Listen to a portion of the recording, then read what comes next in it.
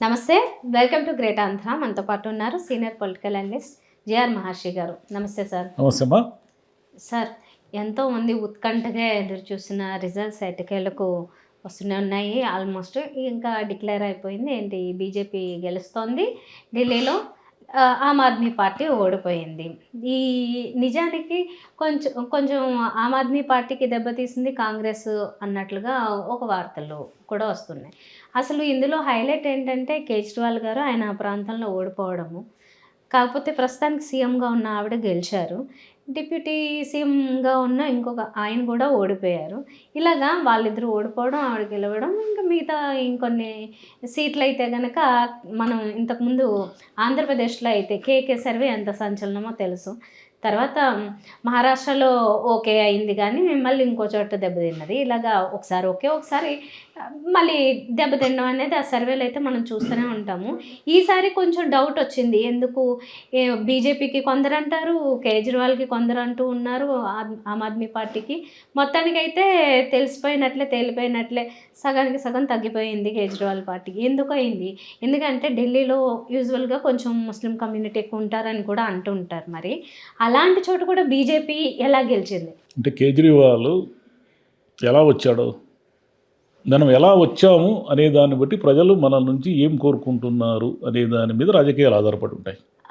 అలా చూస్తే సార్, అంటే బీజేపీ అధికారంలో ఉంది కాబట్టి ఆయన మీద ఊరికే పెట్టించింది అని నమ్మలేదంటారా? నిజమే ఆయన అవినీతి చేశారని నమ్మారంటారా ఢిల్లీ ప్రజలు? 10 ఏళ్ల కాలము ఆయన్ని దెబ్బతీసింది. 10 ఏళ్ల క్రితము ఆయన అన్నా హజారే గారితో కలిసి అవినీతికి వ్యతిరేకంగా పోరాడినప్పుడు కేజ్రీవాల్ ఒక స్ఫటికం లాంటి వ్యక్తి అని అందరూ నమ్మారు. నిజానికి అప్పుడు ఆయన అదే కూడా. ఎందుకంటే ఒక గట్టిగా ఒక చిన్న డబుల్ బెడ్రూము హౌస్లో నివసిస్తూ అధికారిగా ఉంటూ ఒక నిజాయితీగా అడ్మినిస్ట్రేషన్లో పాల్గొంటూ ఆయన వచ్చారు కదా, అది రాజకీయాల్లోకి వచ్చారు. జనము విసిగిపోయి ఉన్నారు కాంగ్రెస్ పాలన వీటన్నిటితో. విసిగిపోయి ఉన్నప్పుడు ఎప్పుడు జనం ఒక కొత్త నాయకుడి కోసం ఎదురు చూస్తూ ఉంటారు. ఆ నాయకుడు రావడం వల్ల తమ లైఫ్లో ఏదో ఒక ట్రాన్స్ఫార్మేషన్ జరుగుతుందని, ఈ చెదలబట్టిన పాలిటిక్స్లోనే ఆయన శుభ్రం చేస్తాడని ఇలా నమ్ముతారు. ఇలా నమ్మి నాయకుడిగా ఎదిగిన వ్యక్తులు మామూలుగానే ఏ దేశంలో అయినా చాలా తక్కువ మంది ఉంటారు. దాంట్లో కేజ్రీవాల్ ఒకరు. ఆయనకి అంత గౌరవాన్ని ఇచ్చారు, అధికారాన్ని ఇచ్చారు. 10 ఏళ్ల పాటు ఆయనకి అన్ని సీట్లు గెలిపించారు కదా. మరి 10 ఏళ్లలో ఎందుకు ఆయన ఇమేజ్ నాశనం అయిపోయింది? ఒకటి అత్యాశ. ఢిల్లీ ఆయన్ని ఆదరించినప్పుడు నేను ఢిల్లీ కాదు పంజాబ్ అంతా వెళ్తాను, కర్ణాటక వెళ్తాను, తమిళనాడు వెళ్తాను, ఇంకొకటి వెళ్తాను అని విస్తరించడానికి ప్రయత్నించడంలో తప్పు లేదు. కానీ నేను భవిష్యత్ ప్రధాని అని కూడా ఆయన నమ్మాడు. ఇలా ఎవరైతే ఆశించారో అందరికీ భంగపడ్డారు. బీఆర్ఎస్ ఏం జరిగింది? తెలంగాణ మీదే దృష్టి పెట్టి ఉంటే వాళ్ళు మూడోసారి గెలిచేవాళ్ళేమో తెలియదు, మనకు తెలియదు. కానీ బీఆర్ఎస్ అని తెలంగాణ అనే ఒక పదమే ఆ పార్టీకి ఆత్మ కదా. టీఆర్ఎస్ అనే పదంలో నుంచి టీ తీసేసి బీ పెట్టారు. బీ పెడితే ఏమైంది? తెలంగాణలో కూడా లేకుండా పోయింది. అంతకుముందు చంద్రబాబు నాయుడు గారు కూడా మిగతా చోట్ల కూడా నేను చూపిస్తా, నేను ప్రధాన రేసులో ఉన్నవాడిని అని అన్నప్పుడే ఆయన ఓడిపోతారు. జనం భరించరు. మహామహులందరినీ కూడా జనము భరించలేకపోయారు. ఎన్టీఆర్ గారు వచ్చినప్పుడు ఆయన కోసం జనం లక్షలాది మంది ఎదురు చూసేవాళ్ళు. అలాంటి ఎన్టీఆర్ అధికారంలోకి వచ్చినప్పుడు అప్పటి వరకు ఉన్న కాంగ్రెస్ చీపురు బట్టి తోసేసాడు. ఇతను కొత్త రాజకీయాలు తెస్తాడని ఆశపడ్డారు. ఆయన కొత్త రాజకీయాలు తీసుకురావడానికి ప్రయత్నించడం మాట నిజమే, కానీ సక్సెస్ కాలేదు. అంటే ఆయనకు రాజకీయాలు తెలియకపోవడము, అనుభవం లేకపోవడము, సినిమాటిక్గా కొన్ని వ్యవహారాలు చేయడం వల్ల 89కే ఆయన పార్టీని ఓడించి అప్పటి కాంగ్రెస్ మీద ద్వేషముతో తెలుగుదేశాన్ని భయంకరమైన మెజారిటీతో గెలిపించిన జనము అదే కాంగ్రెస్ పార్టీని మళ్ళీ రూలింగ్లోకి తెచ్చారు. ఇప్పుడు బీజేపీ ఇన్నేళ్ల తర్వాత మళ్ళీ అధికారంలోకి ఎందుకు వచ్చింది అంటే అంటే కాంగ్రెస్ కలవకపోవడం వల్ల బీజేపీ గెలిచిందనే మాటలో కొంత వాస్తవం ఉన్నప్పటికీ కూడా, కానీ బీజేపీ గెలుపు అయితే చాలా స్పష్టంగా ఉంది. మొన్న పార్లమెంట్ ఎన్నికల్లోనే స్పష్టమైపోయింది కదా బీజేపీ ఈసారి ఢిల్లీలో పుంజుకుందనే విషయం. కేజ్రీవాల్ కానీ సిసోడియా కానీ జైలుకు పోవడం, మామూలుగా జైలుకు పోతే ఏమవుతుంది? సింపతి వస్తుంది. చంద్రబాబు నాయుడు గారికి సింపతి వచ్చి ఇక్కడ గెలిపించారు అనేది మనం చూస్తున్నాం కదా. కానీ వీళ్ళకి సింపతి రాలేదు. ఎందుకు రాలేదంటే లిక్కర్ స్కామ్లో ఎంతో కొంత వీళ్ళు మకిలి పెట్టారని జనం నమ్మారు. ఢిల్లీలో ఉన్న మధ్యతరగతి కూడా కేజ్రీవాల్కి ఇంతకంటే ఏం చేయడు ఇతను, మనకి ఏవో చెప్పాడు, కొన్ని చేశాడు, చాలా వరకు చేయలేదు, ఏదేమన్నా అది శుభ్రం చేస్తానన్నాడు, ఇంకోటి అన్నాడు. ఆడ కూడా ఆడవాళ్ళకి డబ్బులు ఇస్తామన్నారు, అవి కూడా ఇవ్వలేదులేండి. కాబట్టి ఒకసారి ఓటమి రుచి చూపిస్తే మళ్ళీ ఏమైనా వీళ్ళు సెటరైట్ అవుతారేమో. ఓటమిని ఎందుకు రుచి చూపిస్తారు అంటే, అయ్యా నువ్వు 10 ఏళ్ళు పాలించావు, నువ్వు తప్పులు చేస్తున్నావు, నీకు మేము భరించము అని ఒక వార్నింగ్ ఇస్తారు. ఈ వార్నింగ్ని ఏ రాజకీయ నాయకుడు అర్థం చేసుకోడు. జగన్కి మొన్న వార్నింగ్ ఇచ్చారు, కానీ మీరు ఇంకొక గమనిస్తే ఆప్ని చీపురు పట్టి ఊడ్చేయలేదు జనం. ఇప్పుడు గెలిచిన అనేక చోట్ల కూడా ఏమి వందలు వేల తేడా, చిన్న తేడాలతో ఆపు వాళ్ళు ఓడిపోయిన సీట్లు చాలా ఉన్నాయి. ఒకటి వాళ్ళని 22 సీట్లు అంటే 22 ఏం తక్కువ ఏం కాదు, 70లో 22 ఎంత, దాదాపు 1/3 వచ్చినట్టే. 1/3 సీట్లు గెలిపించడం అనేది కూడా చిన్న విషయం ఏం కాదు. ఇక కాంగ్రెస్ అంటారా, అది ఎప్పుడు మూర్ఖ పనులే చేస్తుంది. కాంగ్రెస్కి రాహుల్ గాంధీ నెక్స్ట్ ఈ టర్మ్ కాకపోతే నెక్స్ట్ 29కైనా ప్రధాని అవుతాడేమో అని బీజేపీ కొంతకాలం పక్కన పెడదామని ఆశించే వర్గాలు చాలా ఉన్నాయి.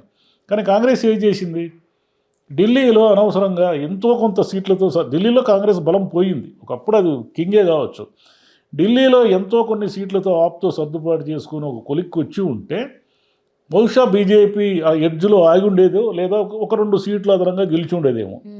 కాంగ్రెస్కి ఏమైంది, 0 కొట్టింది. ఇప్పుడు కాంగ్రెస్ 0 కొట్టడం వల్ల ఇటు తెలంగాణ కానీ లేదు కర్ణాటకలో కానీ కాంగ్రెస్ రూలింగ్లో ఉన్న రాష్ట్రాల్లో ఎంత చెడ్డ పేరు, ఎంత అవమానం, దీన్ని నెక్స్ట్ టైం లేపేయచ్చు మనం అనే క్లారిటీ వచ్చింది కదా. అంటే కాంగ్రెస్ బలహీనపడతా ఉంది అనే దాన్ని వాళ్ళే నెత్తికి తెచ్చుకుంటారు. దాన్ని మేము బలపడుతున్నామనే సంకేతాలు ఇవ్వడం మానేసి మేము బలహీనపడుతున్నామనే సంకేతాలు ఇచ్చినట్టు అయింది ఢిల్లీ ఎన్నికల్లో. ఇక ఆయన కేజ్రీవాల్ సిసోడియా ఓడిపోయారు అంటే మిమ్మల్ని లిక్కర్ స్కామ్లు ఉన్నారని జనం నమ్మారు. మీరు అవినీతికి వ్యతిరేకంగా వచ్చిన పార్టీ అవినీతిలో అంటే మీరు అనొచ్చు బీజేపీ వాళ్ళు ఈ కేసులన్నీ ఫ్రేమ్ చేశారు, బీజేపీ వాళ్ళు ఎవరినైనా సరే వేధిస్తారు అవినీతి కేసుల్లో, కాబట్టి వీళ్ళను కూడా వేధించారు అని అనొచ్చు. కానీ వీళ్ళు ఎంతో కొంత వీళ్ళకి ఉంది అని నమ్మారు. అదే కాకుండా ఢిల్లీలో ఆయన అధికారిక నివాసాన్ని ఎక్కువ ఖర్చు పెట్టారనే ఆరోపణలు వచ్చాయి, అది కూడా జనం నమ్మారు. వీటితో పాటు మధ్యతరగతి ఈసారి బీజేపీకి ఇచ్చి చూద్దామని కూడా అనుకుంది. ఇక మీరు చెప్పినట్టు ముస్లిం ఓట్లు అంటారా, ఎంఐఎం కొంత నాశనం చేసింది, కాంగ్రెస్ కొంత నాశనం చేసింది. కానీ జనం అయితే క్లియర్గా అనుకున్నారు, ఆప్ను ఓడిద్దాము అని జనం క్లియర్గా అనుకున్నారు, అందులో డౌట్ లేదు. ఒకవేళ కాంగ్రెస్ కూటమితో కలిసి ఉన్నా కూడా ఆప్ ఆ మ్యాజిక్ ఫిగర్ దాటి ఉండేది కాదేమో, ఎక్కడో ఆగిపోయిండేదేమో, ఇంకొక 5-6 సీట్లు ఎక్కువ వచ్చాయి మనకు తెలియదు. అంటే ఎడ్జ్లో ఏదైతే సీట్లని కోల్పోవాల్సి వచ్చిందో వాటి వరకు అయినా కవర్ అయ్యేదేమో. కానీ ప్రజలైతే మార్పు కోరుకున్నారు. ప్రజలు వాళ్ళకి బీజేపీనా ఇంకోటి అనేది కాదు, వాళ్ళకి చిరాకు పుడితే ఎవరినైనా ఊడ్చేవతల పారేస్తారు. ఇప్పుడు బీఆర్ఎస్కి ఏమైంది, కాంగ్రెస్ అసలు ఈ తెలంగాణలో బతుకుతుంది అనే డౌట్ వచ్చింది ఒకనొక దశలో. అటువంటి కాంగ్రెస్ లేచి కూర్చొని రేవంత్ రెడ్డి హఠాత్తుగా ముఖ్యమంత్రి స్థానాన్ని వరకు వెళ్తాడని ఎవరు ఊహించలేదు. అంటే ప్రజలకు చిరాకు పుట్టింది. అంటే మీ అహంకారము, మీ అతిశయము, మీ ఓవర్ కాన్ఫిడెన్స్, ఇవన్నీ కూడా జనం చూస్తూ ఉంటారు. జనం ఏమి అమాయకంగా ఉండరు. జనానికి పిచ్చి లేస్తే, జనానికి తిక్కబుడితే ఎవరినైనా ఓడిచ్చేస్తారు. ట్రంప్నే మళ్ళీ తెచ్చుకున్నారు. అంతటా అమెరికా చాలా తెలివైన దేశం అంటారు కదా. జనానికి చిరాకు పుడితే ఎవ్వరు ఏం చేయలేరు. జనము తమ తీర్పుని విలక్షణంగా ఇస్తారు. తమ తీర్పుని ఒక్కోసారి వాళ్ళు ఎంత తెలివిగా, ఎంత ఇంటెలిజెంట్గా ఇస్తారంటే దానికి ఢిల్లీ ఎన్నికలే ఉదాహరణ.